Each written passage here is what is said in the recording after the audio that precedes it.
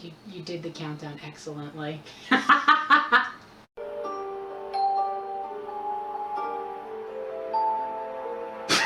Welcome to 31 Days of Halloween with me! So today we're going to be talking about Hush, which is a 2016 movie that came out on Netflix, solely on Netflix, and it's about this woman named Maddie who is deaf and mute.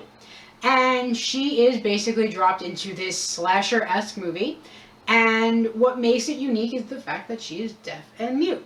Usually when you have these kind of slasher movies, you always have the people sitting in the closet and they're breathing heavy and they're trying not to breathe heavy because they know that the killer can hear them. So you're kind of really attuned in the same way that they're really attuned to what they're hearing and what they know, what sounds they know they're making. And that gets turned on its head here because Maddie doesn't necessarily know that she's making a lot of noise and she can't hear where our killer is, which is what a lot of people in these movies hear. They hear the killer's like heavy footsteps thumping, or they hear his chainsaw rattling, or whatever it is that he's got going on. And I kind of think it's weird that one of the criticisms of this movie is that it's just a generic slasher movie. I'm like, yeah, sure, it's a slasher genre movie of horror, but when's the last time you had a character like Maddie who's taking control of the situation and like fighting for her life against the slasher guy? I can't think of one, but apparently people didn't think that was original enough. I think this is a great movie, other than the fact that it's done by Mike Flanagan, who did Gerald's Game, which is amazing, and The Haunting of Hill House and The Haunting of Bly Manor, both of which are fantastic shows on Netflix. When you get dropped into this movie, you're bombarded with sound for the beginning parts of it. You know, you hear she's cooking, so you hear Maddie cutting onions, and you hear the sizzle of butter in the pan. And you're so inundated with these sounds, you have to sit there and wonder, when was the last time that you really paid attention to sound in the way that this movie demands that you do? Like, if I sit here and put my hair behind my ear, it makes a sound, but do I really pay attention to that throughout the day? Am I sitting there saying, like, oh wow, listen to this sound that my hair makes? Or, like, if you sit really, really super quietly, you can even hear yourself breathing. So it's just really neat to see how much emphasis Flanagan puts onto sound in this movie. And then all of a sudden, all the sound just goes out because now he's introducing you to the fact that Maddie is deaf. And it's not just straight silence in the movie when you're in her perspective. There's a sort of humming that's there, and Flanagan said that he used an ultrasound machine to kind of create that ambient noise, which makes sense. At least I think it does. I don't know what deaf people hear, and I guess they don't really know what they hear either, and it's kind of hard for them to explain it. But, you know, if you ever put like earplugs in your ears, or you cover your ears, or you have like headphones on, you don't just hear silence. You know, there is a sort of hum that you experience. So maybe he's kind of onto something there.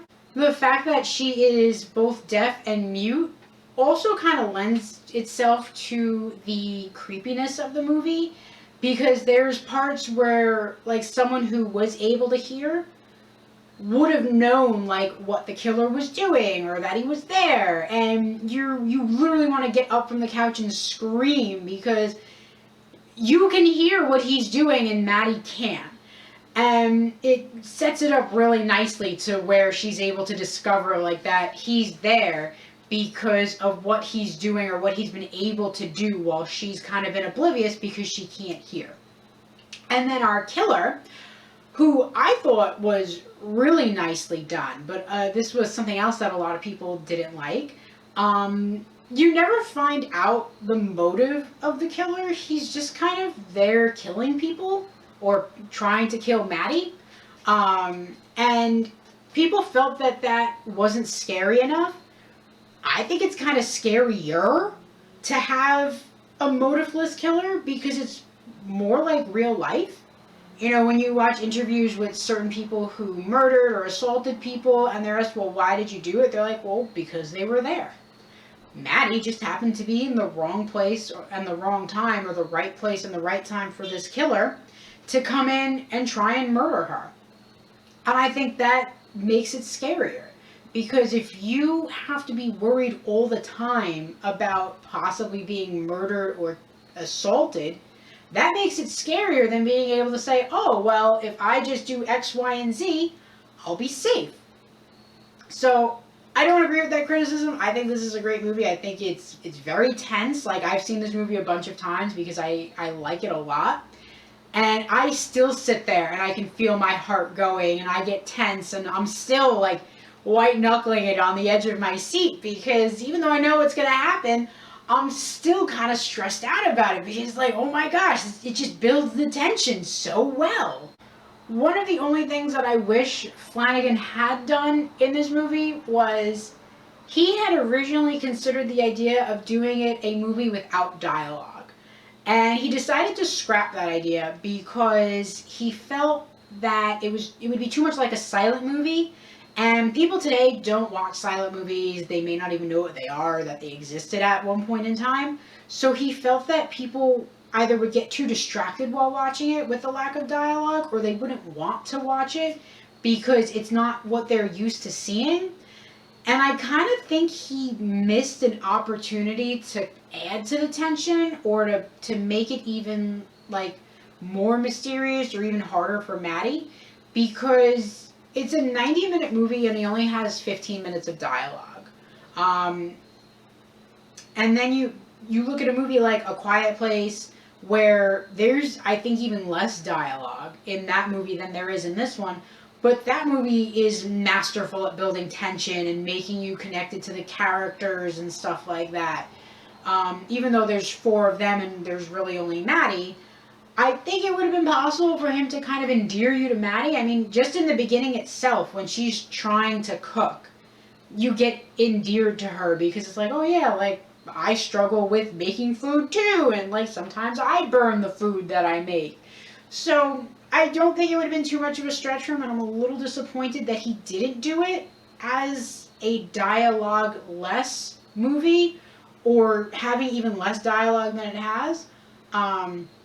It doesn't mean that I don't like the movie any less, or that I wouldn't recommend seeing it. I just think it would have been a neat opportunity for him to take, to really explore that option. Maybe it's something he'll do in the future. I don't know, because then people will complain, oh, Mike Flanagan is just doing the same thing that he did with Hush. He's trying to create it again.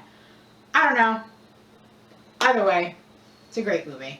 So before I go into a couple of things that are probably a little spoilery, I just want to talk about my ratings versus like critics' ratings and IMDb. This movie got a 6.6, and then on Rotten Tomatoes it got like a 93 from critics and I think a 73% from like regular people. I would rate it an 8 out of 10. The person I watched it with rated it an 8 out of 10. A lot of people that I talk to rate this movie very highly. So it's interesting to see how like low, I guess, the IMDb score is for this, and then like how highly the critics rated it, versus again like the 73% on Rotten Tomatoes for your average person. So I'm just curious like what they're not seeing as a positive that I'm seeing as a positive, or maybe what they're seeing as a negative that I'm not seeing as a negative. But you know, it's not like they're saying it's a terrible movie. I guess they're just saying it's like a middle of the pack kind of horror movie. Whereas I don't think it is that way because of the differences of Maddie from other typical horror movie heroines.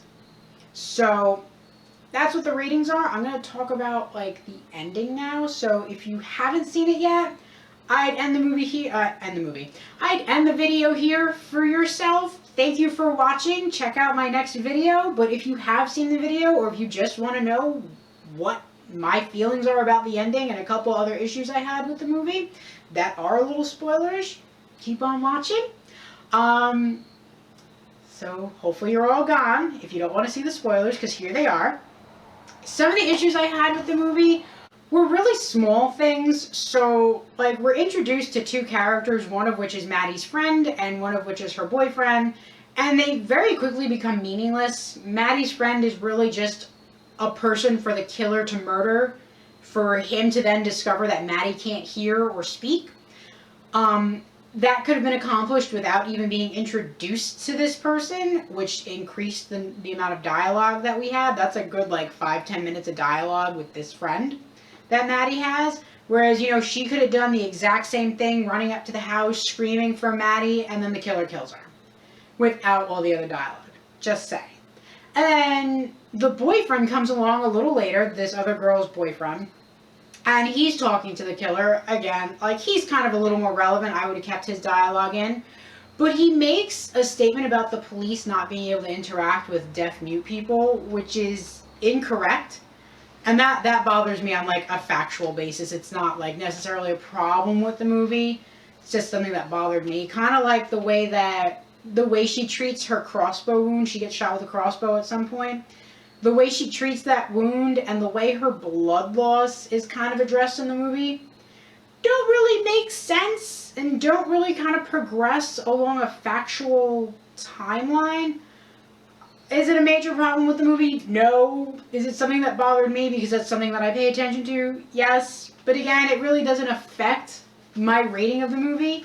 Because those are like minor insignificant things that I'm not necessarily going to worry about. And then the very end of the movie, or almost at the very end, one of my favorite parts about the ending is when Maddie's sitting in that bathroom and she has the bathtub to her back and then the window above it, and the killer's breaking in, and you can see that he's breaking in because you see the glass shattering behind her, but you can't hear it because we're in Maddie's point of view. You just have that hum.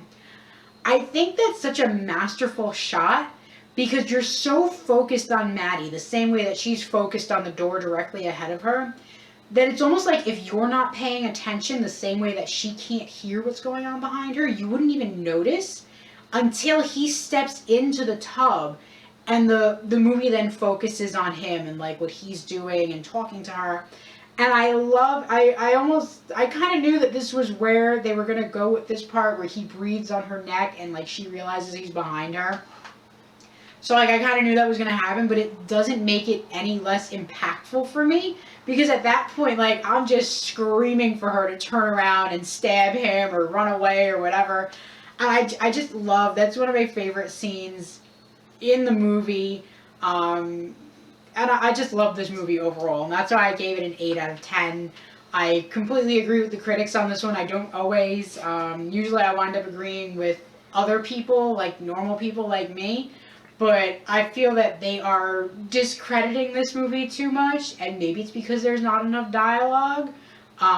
Maybe it's because they feel the killer's flawed, although if you do listen to his monologue with the boyfriend, you kind of get a little insight into him where he's kind of being derisive about jocks and like, oh, the boyfriend's so big and he wouldn't have stood a chance. I think he said he gave himself like 2 out of 10 odds against the boyfriend if he hadn't stabbed him in the neck while Maddie distracted him. So, you know, you can kind of see maybe he was bullied as a kid. And not that that excuses going on a murderous rampage and killing 13 or 14 people, however many notches he had in the crossbow, but you can see how that might be his motivation. So if you're really that upset about him not having motivation, there you go. So that's Hush. That is my review of Hush. Seriously recommend watching it if you haven't. Maybe go rewatch it if you don't think it's as good of a movie as I think it is. It is only like a 90-minute movie, so there are worse movies that you can spend more time watching. But thanks for stopping by, guys. Make sure you subscribe, like the video, share it with your friends, and I will see you at the next one. Bye! I can't think of one. Bad girl. Stop it.